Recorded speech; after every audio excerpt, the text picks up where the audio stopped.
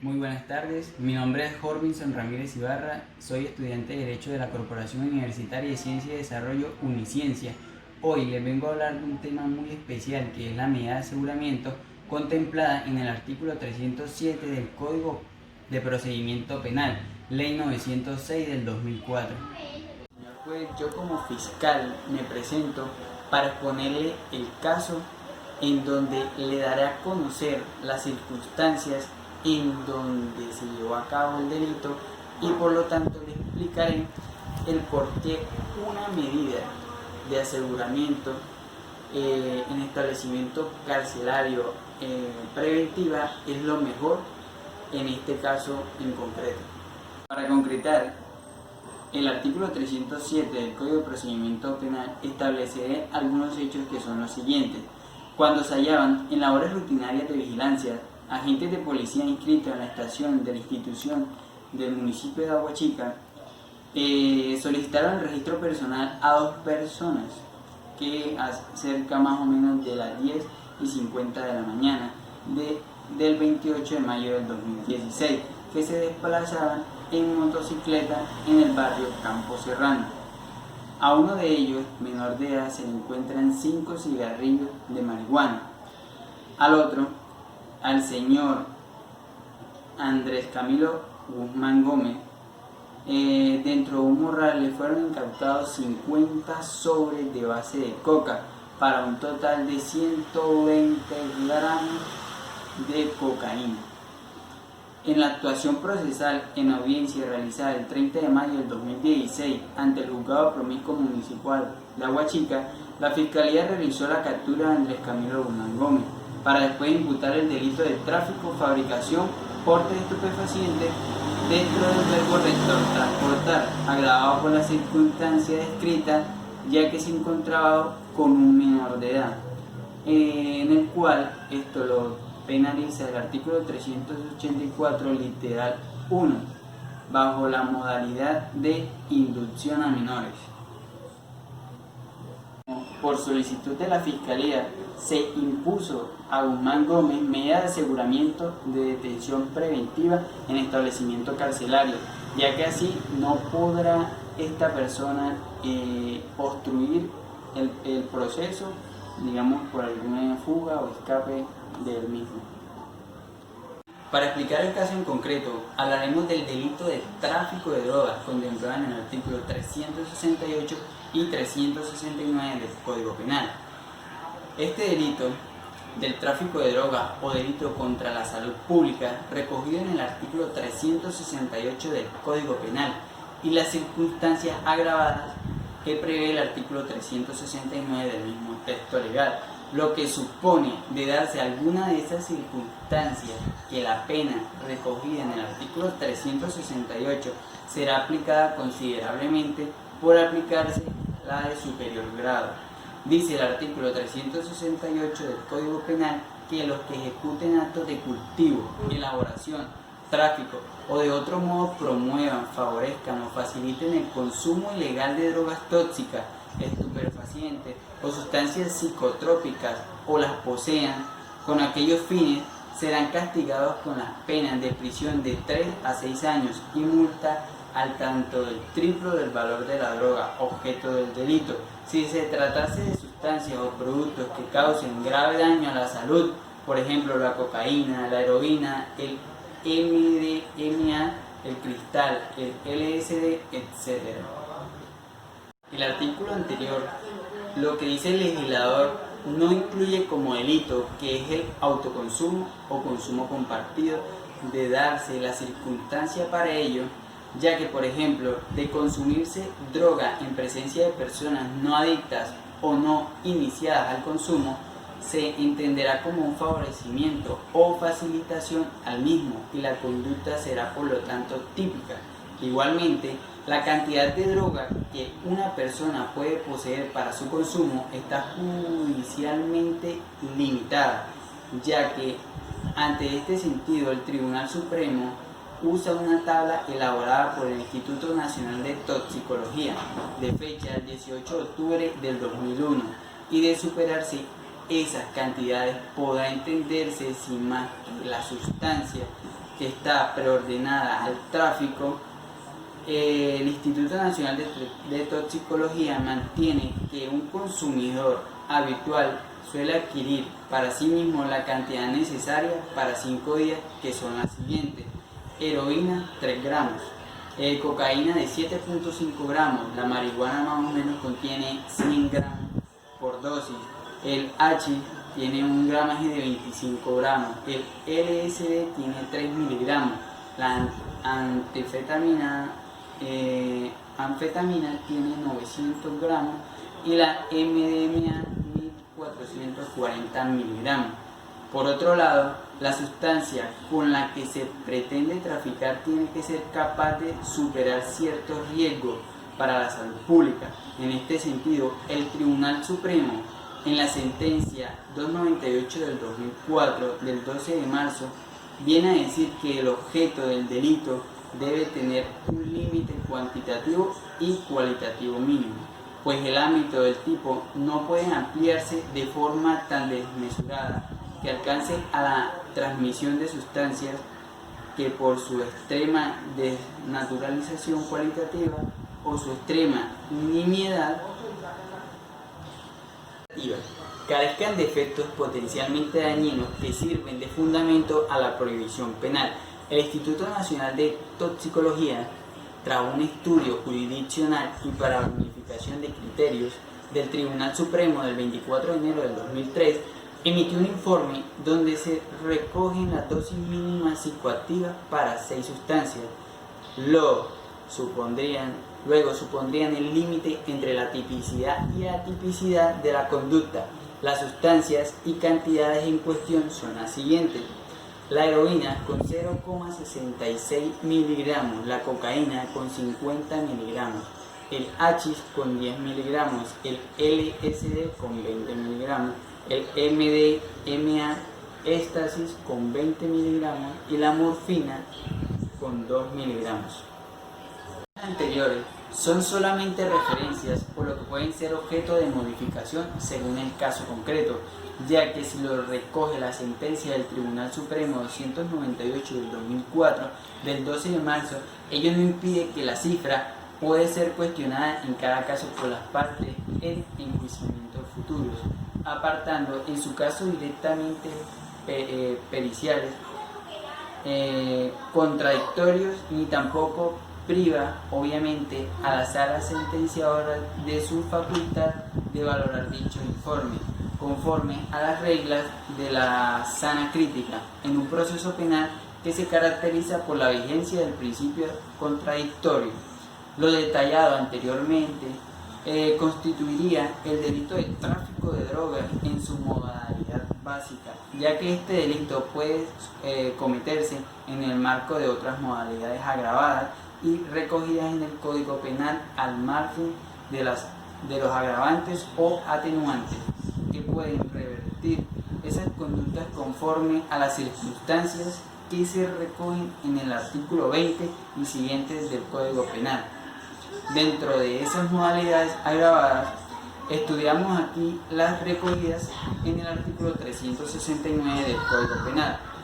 por ser las conductas más habituales y que más se repiten, al margen de que otros estudios el resto de modalidades agravantes en relación con el delito de tráfico de drogas.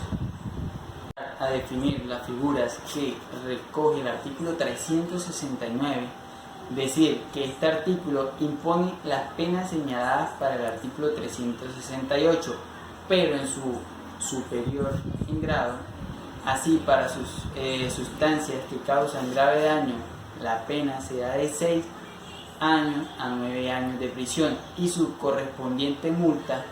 y para las sustancias que no causen grave daño a la salud, la pena será de 3 a 4 años y medio de prisión, además de la multa.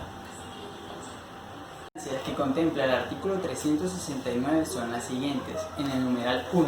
el culpable fuera autoridad, funcionario público, facultativo, trabajador social, docente o educador, u obras en el ejercicio de su cargo, su profesión u oficio. En el numeral segundo, el culpable participar en otras actividades organizadas o cuya ejecución se vea facilitada por las comisiones del delito. En el numeral tercero, los hechos fueron realizados en establecimientos abiertos al público y los responsables fueron los trabajadores o los empleados del mismo. En relación a esta circunstancia, se puede decir que el delito solo lo cometen los responsables o empleados. Así, un cliente que venda drogas en el establecimiento abierto al público no será objeto de esta agravación. En el artículo 4, la sustancia a que se refiere el artículo anterior se faciliten a menores de 18 años, a disminuidos psíquicos o a personas sometidas a tratamiento de deshabilitación o rehabilitación. Quinto, dice, si fuere de notoria importancia la cantidad de las citadas sustancias objeto de la conducta a que se refiere el artículo anterior. En cuanto a esta agravante, hay que señalar que el acuerdo del Pleno de la Sala Segunda del Tribunal Supremo de 19 de noviembre del 2001 determina la notoria importancia a partir de las 500 dosis referidas al consumo diario de cada sustancia. Para ello, el Instituto Nacional de Toxicología elaboró un informe de fecha del 18 de octubre del 2001 para la determinación de la cantidad que debe tener en cuenta exclusivamente la sustancia estupefaciente o tóxica, porcentaje de pureza, salvo en lo relativo al hachís y derivados. Algunas cantidades de sustancias estupefacientes de notoria importancia serían las siguientes: la heroína con 300 gramos, la morfina con 1000 gramos, la metadona con 120 gramos, la cocaína con 750 gramos, la marihuana con 10 kilogramos, el hachís con 2.5 kilogramos, el aceite de hachís con 300 gramos, el LSD con 300 gramos, el MDMA o éxtasis con 240 gramos y la anfetamina con 90 gramos. En el numeral sexto, las referencias suscitadas se adulteren, manipulen o mezclen entre sí o con otras, incrementando el posible daño a la salud. En el numeral séptimo, las conductas descritas en el artículo anterior tengan lugar en centros de docentes, en centro educativo, en establecimientos o unidades militares o en establecimientos abiertos al público, o en centros de deshabilitación o rehabilitación o en sus proximidades. En el octavo, el culpable empleare violencia o exhibiere o hiciere uso de armas para cometer el hecho. Lo anteriormente expuesto puede servir para hacerse una idea de lo que el delito del tráfico de drogas y cómo castiga el Código Penal este delito. La línea de defensa en cada caso debe ser estudiada de forma individual y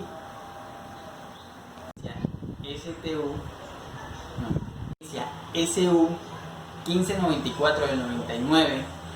El envío de droga es delito y se consuma siempre que exista un pacto o convenio entre los implicados para llevar a efecto la operación, en cuanto que en virtud del acuerdo, la droga que queda sujeta a la solicitud de los destinatarios,